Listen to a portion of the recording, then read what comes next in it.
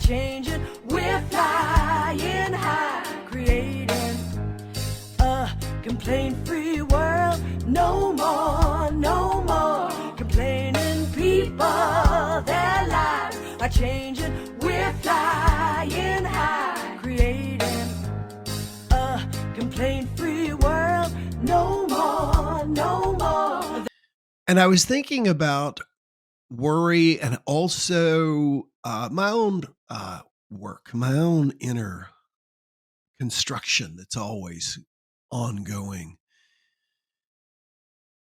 And worry plays a big part of a lot of people's lives. And the economy is driven by worry. Now, there's a legitimate reason to worry. In some cases, my friends Ann and Dave took Teddy and I out on their boat to a place called Dog Key. Dog Key is the only island out this way where you're supposed to be able to just take your dogs and the dogs can play and just have a blast. And Teddy did. He loves Dog Key. Little dude can swim.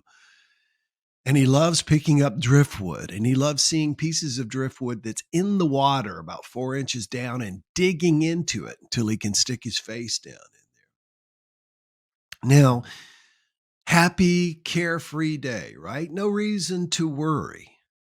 As we were coming back, I saw another boat, small boat, about like what we were on, 23, 24 foot.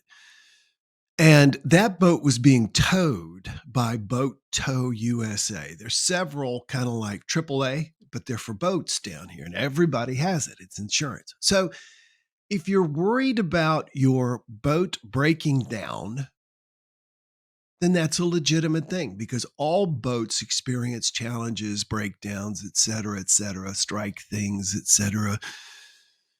All boats do, just like cars. So if you worry about that and that worry compels you to purchase a AAA membership or a Boat Tow USA membership in this case, because we saw this one other boat being hooked up to Boat Tow USA and so it would be towed back, then that's good. That's good. That's what worry's for. It's to say, hey, this might happen. And if you think about it, that's a lot of what the economy is about is, hey, this might happen. Better prepare for this. Better do this. Better prepare for that. And because fear sells. Fear is the strongest motivator there is. We are more averse to pain than we are attracted to pleasure. And so we will move away. We are fear averse.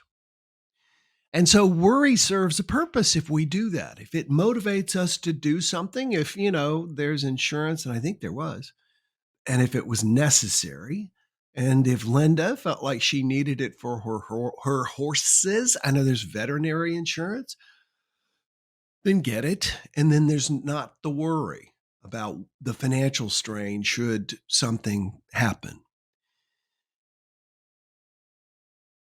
But that's not what we tend to do. We don't use worry like that. Worry is more of a rut that many of us, myself, can easily get caught up in. So here's the formula that I came up with. 5 times 2 equals 16. And the 5 is 5 minutes. 5 minutes. I'll explain what I mean. The 2 is twice a day. And the 16 is equal to 16 hours a day. Here's what I mean. We're awake 16 hours a day. Our little worry wheels are often going 16 hours a day, right? 5 minutes twice a day, visualizing, focusing on handling, being what it is we worry about is equal to that 16 hours. So, for example, you're worried or you're upset or you're concerned about something, and it tends to run through your mind over and over and over again. It just runs through your mind. and it consumes you during the day. Now, what I do, by the way, is I tag this onto my meditation either at the beginning or at the end so that I now do 30 minutes twice a day. I'm doing 25 minutes a day listening to the Two Bells. Remember, I recommended that a week ago. The song Two Bells by Coherence. I just put it on with headphones. You need headphones because it has a spatial component to it. I do that twice a day, and then I tell you know who, my Amazon device, to set a 5-minute timer. And then I visualize, I think about what it is that I might be concerned about or what I'd like to change or what I'm missing or what I feel is lacking, etc. And then I take 5 minutes. And during that 5 minutes, I have to go from thing to thing, if there's more than one, and visualize having it now. Having it now. Um, I've mentioned before, I'm ready for a new car. The car that I want cannot really even be had until October of this year. Um, and there's also some question about being able to get it then. So, one of the things that I do rather than worry about it or sit and lament my car, which has driven me faithfully now for 14 years, and I still love. I think it's classic is all get out. I take 30 seconds of that 5 minutes and I imagine coming around the corner in my parking stall, seeing my car there, the one that I want. You can join me in this. It's a blue Tesla X, long range, self driving. See, you've got to be specific. White interior.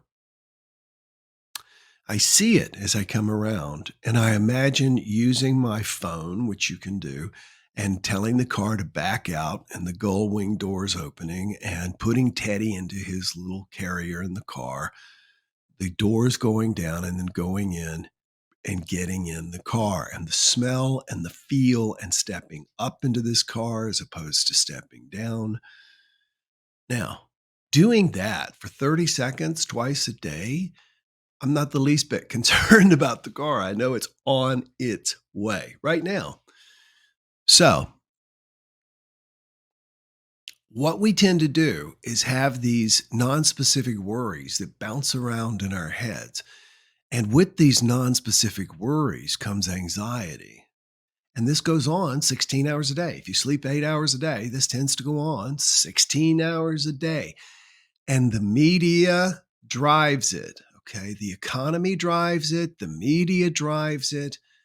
The media sells fear more than anything. By that, I mean CNN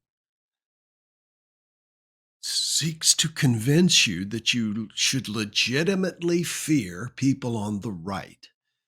And Fox News seeks to convince you that you should legitimately fear people on the left. By getting people worried and afraid of everything and everyone around them, you buy their eyeballs. And not only that, you tribalize the people. You move them into tribes, and then you become the leader of the tribe. And as the leader of the tribe, you can not only sell things to the tribe, but you can ultimately dictate where the tribe goes. So we've got a lot working against us right now. And so what we want to do is, instead of joining in with being upset, I don't know where I first heard it, but when in danger or in doubt, run in circles, scream and shout. We don't want to do that. What we want to do is we want to see things the way we want them to be rather than fretting over the way things are. I went to an event yesterday, had lunch with some people.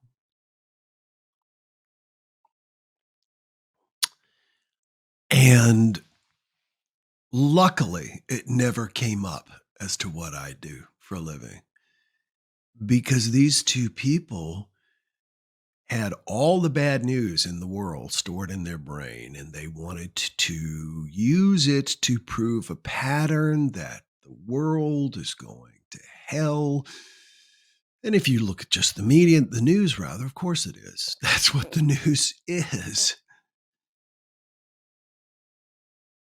And it was just so interesting to me that, they were doing this, of course, to get attention, simply to connect with other people. It was just a way of connecting with other people.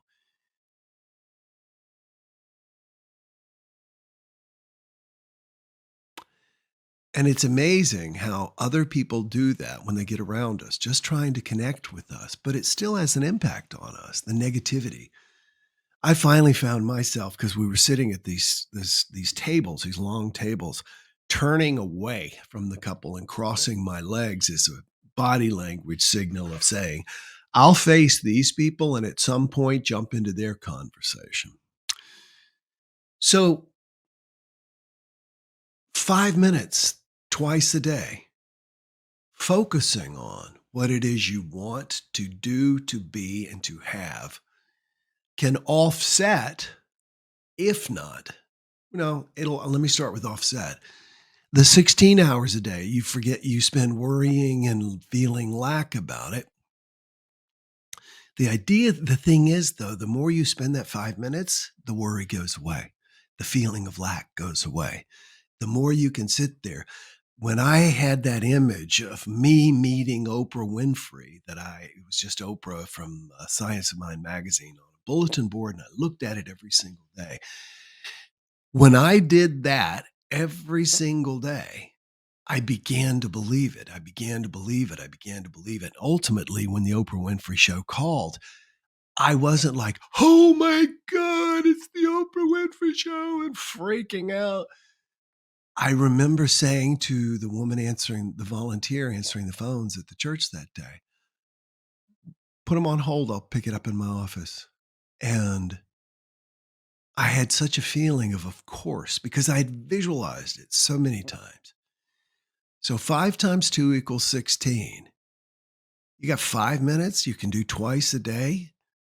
How about to help alleviate the worry and to channel your life towards that thinking universe we keep talking about? This is what attunes you to that thinking universe. And I just want to say, as Wallace D. Waddle says so well, you don't need a sweet hour of prayer. You need to pray without ceasing, to extrapolate 2 things from the Bible.